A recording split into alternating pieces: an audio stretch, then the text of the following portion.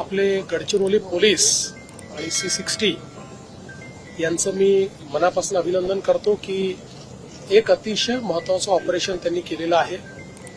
आपल्याला माहिती आहे की विशेषतः एकच कंपनी आता नक्षलवाद्यांची या ठिकाणी राहिली होती आणि त्यातले मेजर जवळपास 7 लोक हे काल त्या ठिकाणी एलिमिनेट करण्याचं काम, न्यूट्रलाइज करण्याचं काम हे पोलिसांनी केलंय।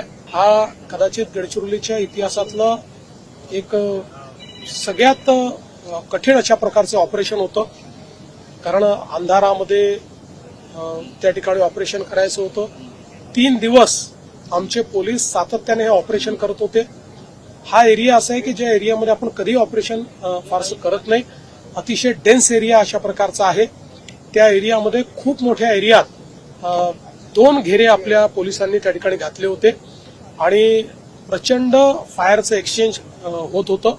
त्यातनं 7 नक्षलवादी त्या ठिकाणी किंवा माओवादी मारले गेले आणि त्यात महत्वाचं म्हणजे त्यांचा जो म्होरक्या आहे प्रभाकर, तो देखील याच्यामध्ये न्यूट्रलाइज झालाय। ही खरं म्हणजे एक मला असं वाटतं मोठी गोष्ट आहे। त्यामुळे जे काही शेवटच्या घटका आता या ठिकाणी हे जे काही माओवाद मोजत होता, आता आपल्या साईडला म्हणजे महाराष्ट्र साईडला अगदी बोटावर मोजण्यात 3 किंवा 4 लोक त्यांचे राहिले आहेत। अजून छत्तीसगड साईडला काही आहेत, पण तेही मला वाटतं की ज्या वेगाने तिथेही काम चाललेलं आहे तिथेही याचा संपूर्णपणे खात्मा होईल।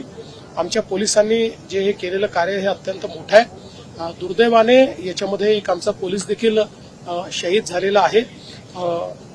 खरं म्हणजे त्यांनी बुलेट प्रूफ जॅकेट घातलं होतं, पण त्याच्या जिथे ते संपतं अशा फार स्ट्रॅटेजिक ठिकाणी, असं फार क्वचित असं होतं की अशा ठिकाणी गोळी लागते, पण दुर्दैवाने इतका अंधार होता की त्याच्यामुळे ती गोळी लागली आणि ते शहीद झालेले आहेत। त्यांनाही मी या ठिकाणी आदरांजली अर्पित करतो आणि त्यांच्या कुटुंबाची पूर्ण काळजी आम्ही घेऊ। पण मला असं वाटतं की आमच्या पोलिसांच्या वीरतेमुळे एक अतिशय चांगला उपक्रम या ठिकाणी झालेला असल्यामुळे पोलीस विभागाचं मी मनापासून अभिनंदन करतो।